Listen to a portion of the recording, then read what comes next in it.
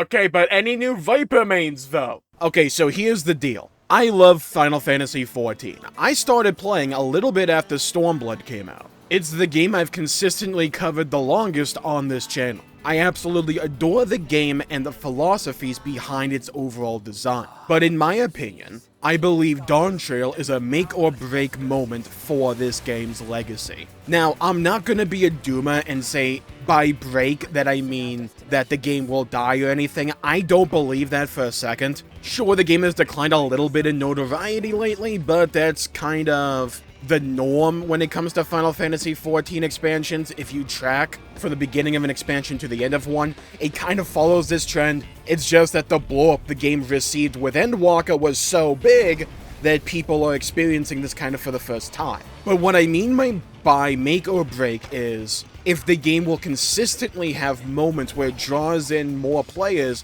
like it did at the end of Shadowbringers to the beginning of Endwalker. Because I believe the game can still have those moments. I don't believe in dying video game genres. I believe in repetitive ideas. Now compared to Stormblood, Shadowbringers, and Endwalker, Endwalker is the expansion I've spent the least amount of time in grinding the endgame. I elected to go play other games because the style of Endwalker's endgame wasn't suited to my personal cup of tea. I wouldn't call myself hardcore or anything like that, I don't do hardcore raiding or anything along those lines, and I don't personally RP. I love the story and more like mid-core-esque content.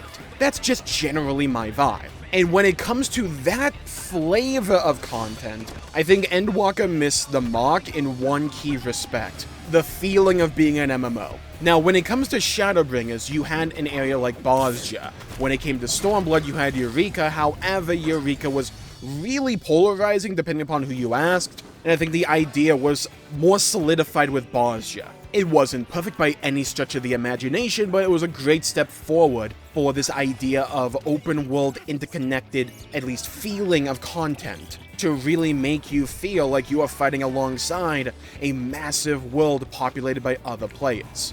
You combine that with, say, Ishgard Restoration, and for many of the key pillars of the endgame experience, at least for that mid-core-esque type of content that I'm in, the game reminded you on a consistent basis that you are playing with a bunch of other people. That is a feel that I personally like. That feeling of an interconnected world is something that gravitates me towards MMOs and that has hooked me for years and years. When it comes to Endwalker, the content for the endgame is largely insular and more instance-based, while also being relegated to more smaller parties. You have deep dungeons, you have Criterion dungeons, and just your typical Final Fantasy XIV endgame experience like Expert Roulettes, Alliance raids, regular raids, Savage raids, ultimates, that kind of stuff. And in that regard, I think Endwalker really succeeded, at least for the content that I participated in, and that I watched. The ultimates looked really cool, and the raids, at least on normal mode that I did, were really fun, and the stories were really compelling. But the content to do in between them for me was a little bit lackluster, which is why I took so many breaks throughout Endwalker. That is kind of by design when it comes to Final Fantasy XIV, because when I come back, I don't feel like I was penalized for doing. I think the ability to drop in and drop out of Final Fantasy XIV is one of its inherent strengths that should not be compromised. Because when the game does have content that people want to do on an individual personal level, they are able to just freely come back and feel like, hey, they can just pick up right where they left off and not feel like they're perpetually behind, because there's no real arbitrary system that keeps them permanently behind everyone else. You can argue relic weapons, but the game gives you contemporary weapons that for most of the expansion are arguably even better, or just flat out better. The game never really feels punishing in that regard, and if you're behind on gear, it shouldn't take you that long, realistically, to catch back up on any job that you're doing. That is great design philosophy for the modern era of video games, in my opinion, especially for the MMO genre. So that is a massive boon that the game has going behind it. But I also think having consistent content that people can just do and feel like they're part of an interconnected world is important for an MMORPG. And I know some people, and I would agree to this to some degree because Jesse Cox talked about this in his video he released a while ago about Final Fantasy XIV, saying that's an RPG MMO. And I think in a lot of ways it is. It focuses more on being a Final Fantasy game than necessarily a typical MMORPG, and I think that's to its strength. However, I also think it's important to remember that this game is an MMORPG. It is an MMO, whichever way you want to put that in the acronym. And there are still types of content in this game that reward that feeling of being in an MMO. A large part of that is in the role-playing communities, and the community-driven-esque content like concerts or nightclubs and all that kind of stuff. That's incredible what the game allows you to do natively with the resources given to you. I've seen entire stage productions take place in the confines of Final Fantasy XIV, which are incredible, and that's great. But I think having combat-oriented content in that vein as well is important as well. I think Shadowbringers largely nailed this idea, at least in terms of having that content be present. Because you had Ishgard Restoration for crafting and gathering, while you also had Bozja for that open-world combat-esque zone.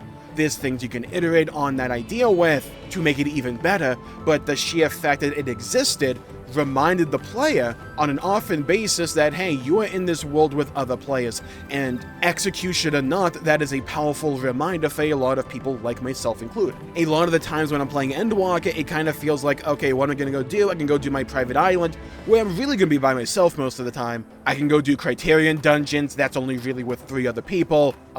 Alliance raids are with 23 other people, and that's cool, but normal mode raids or trials are with 7 other people, and you don't really get that scale or sense of scale that you did with Bozja or Ishgard Restoration. You feel what I mean? I think in an ideal world, they would be able to have the content that they had with Endwalker, on top of having these side pieces of content akin to, say, Bozja and Ishgard Restoration. Now, that's not a new idea. It's like I'm like Aristotle proposing some kind of deep philosophy for all the masses who have never heard this before, right? Like, let's not kid ourselves. And I'm sure that they know this as well, but at the same time, resources are limited. But I also don't necessarily think that you have to completely just strictly add content to the game to get this to work. I think you can recontextualize or reconfigure certain pieces of content to be in this vein so that we can nail 2 birds with 1 stone here. For instance, imagine the Criterion Dungeon. It's a really cool idea for a piece of content, right? What was always one of the main critiques behind it? The reward structure wasn't that compelling for repeated playthroughs. Finding all the secrets and all the different paths and routes you can do, really interesting, really compelling. A great sense of mystery and non-linearity that I think Final Fantasy XIV dungeons sorely lack. That is really cool. But the problem is the reward structure, the incentivization, which is important for the MMORPG to succeed with when it comes to having these side pieces of content, wasn't really all that much there. Well, what's another way around that? Do you just want to throw loot in there? Despite the fact that the game has multiple other avenues to acquire loot? Well, that's one way you could do it. Do you want to throw some minions or mount in there? I'm sure that would work. Maybe some new glamour or whatever. Sure, that could work as well. But I think an interesting incentivization for the Criterion Dungeon and finding all the different routes and even doing Savage would be to stick it into a piece of content akin to Bozja. Remember how Bozja had those 24-man raids that you would do, that you could utilize your Bozja power-ups in? Those were really cool, right? I agree, they were really cool. Now imagine you combine that style of content with the intricacies and the non-linearity inherent to, say, a Criterion dungeon. You can scale that idea up to, say, 24-man, or keep it in the 4-man-esque content, and just, while you're out in that little open zone area, you find 3 other people and say, hey, want to go run the Criterion here real quick? Sure, let's go in and bang it out. That would be really cool. You could do, say, even a modification to the Deep Dungeon system, and have one of those bad boys in a zone like that, where you can gain powers inherent to, say, a deep dungeon alongside the power-ups that you would ordinarily incrementally get out in the open, Zadnor-esque zone. Or just go even further beyond with that idea, and just go completely nutty with it. I'm not saying do these ideas specifically. What I'm saying is I think there's room and opportunity to combine these ideas and these concepts that the game have had over the course of its many expansions, and combine them and have those strengths work off of each other to produce a piece of content even greater than what came before. I am not going to go into Dawntrail expecting something like that. We still have one fan fest where they could announce a bunch of stuff, We don't know, only they do at this point. And again, I'm not saying that if Dawntrail doesn't have something along these lines, or doesn't have an open area like Bosja or whatever, that Dawntrail would be a disaster and would kill the game. I don't believe that for a second.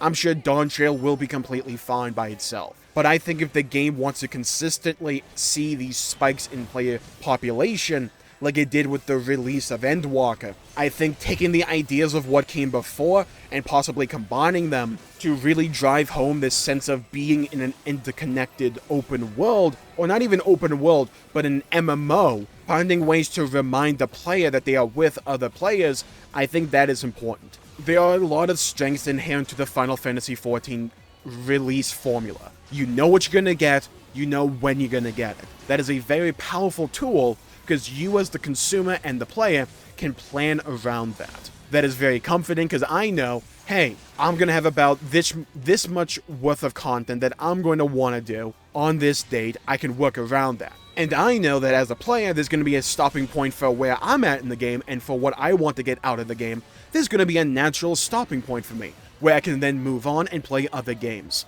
That is a benefit, especially for a game like an MMO in my opinion. But I think being able to have those natural stopping points while also having pillars of content that you can choose to play is also important. I think stagnation is one of the worst things that can happen to a game, because I don't think you ever want a game to be too predictable. You want to see a game that is getting more and more popular to succeed and to grow and to utilize the lessons of the past to better itself for the future. That's almost the lesson of the story for Final Fantasy XIV after all. And I'm also not saying that Dawntrail's not going to have anything new either. I think they realized that they announced a few features for Endwalker a little bit too early, and it allowed community perception to run wild, which is why I think they're holding a lot of their cards closer to their chest when it comes to Dawntrail. And I think that's a fine position to take. Hell, you can look at all the hype that private islands or island sanctuaries received before launch, and all the things that people hyped themselves up to believe that would be included, that they never said would be. And it's just like a tough situation to be in, right? Because as a consumer, when you hear about this new piece of content, your mind's gonna run wild, especially to fill in the blanks and like all the possibilities of what could be. But as a developer, you're still in the process of making this, and you're still trying to figure out what can work, what cannot work inside this piece of content. So it's just like a tough situation all around to be in, and I can understand that. And I don't think Final Fantasy XIV or the dev team have done really anything up to this point to warrant a ton of pessimism from me. They're very open with what they want to do in a lot of ways, and I appreciate that. But they're also a dev team that I believe truly wants and desires and almost yearns for it. Honest, constructive, helpful feedback. Because you can see that back when Bosja released, where they took a bunch of feedback when the Southern Front released, and they utilized that feedback and even implemented some of it wholeheartedly into Zadnor to make the experience better. And what happened? Well, Zadnor was a far better experience in my opinion. I think being positive when it's warranted is very important, but also being honest and constructive in your criticism is also important when something's just not working or vibing for you. I can only speak upon what my interests and what my preferences are, and what my opinions are. I don't speak for anyone else but me, and you may agree with me and you may disagree with me, and that's entirely fine. But I love Final Fantasy XIV, and I want to see this game succeed, and I want to see this game be the best version of itself that it can be. And I think a shake up in the formula, a little bit at least, and combining certain aspects of pieces of content from expansions past is one giant leap forward that is potential for this franchise and for this game specifically to reach even new audiences and to take a step further in its overall success. And I'll be honest with you, I would find it a ton of fun. And at the end of the day, having a more fun experience, that's what I'm looking for. So yeah, those are really my thoughts when it comes to Final Fantasy XIV Dawntrail in a lot of ways. I hope I'm right in certain regards, and I really want to see this Tokyo Fan Fest. Because I genuinely believe they're holding a lot of their cards closer to the chest this time around, because they don't want to leave things up in the air for community interpretation. They want to have a lot of these things nailed down that they can talk about in explicit detail and set expectations immediately. I think that's what they're doing in a lot of ways, and I really want to see what they got cooking back there. Because the new world looks gorgeous. Viper looks interesting, though I hope it has a few more flashy animations. And I'm really looking forward to the future of Final Fantasy XIV, and I hope you are as well. So I think I'll call the video there for the day. Thank you all for tuning in. My pleasure for making the video. If you enjoyed it, please leave a like and subscribe. It really helps the channel out and help support future content, and I greatly appreciate it. Stay safe, have a great day, go play some video games if you can, and as always, I'll see you all next time. Leave a comment down below with your thoughts, your opinions on Final Fantasy XIV Dawntrail. What would you like to see the game add or even take out of in the future? What's been your favorite piece of endgame content throughout your playthrough of Final Fantasy XIV that you would like to see expanded on or altered or whatever? Or do you think the game should stay exactly as is, and let me know why? Because I care about the why. I want to hear your thoughts, your opinions, and your perspectives. Because we're all just players at the end of the day trying to have a good time and enjoy one of our favorite games. Let me know, I'd love to hear your thoughts and hear your opinions. So stay safe out there, everybody. Have a great day. Go play some video games if you can, and as always, I'll see you all next time. Bye-bye, everybody. Until we meet again.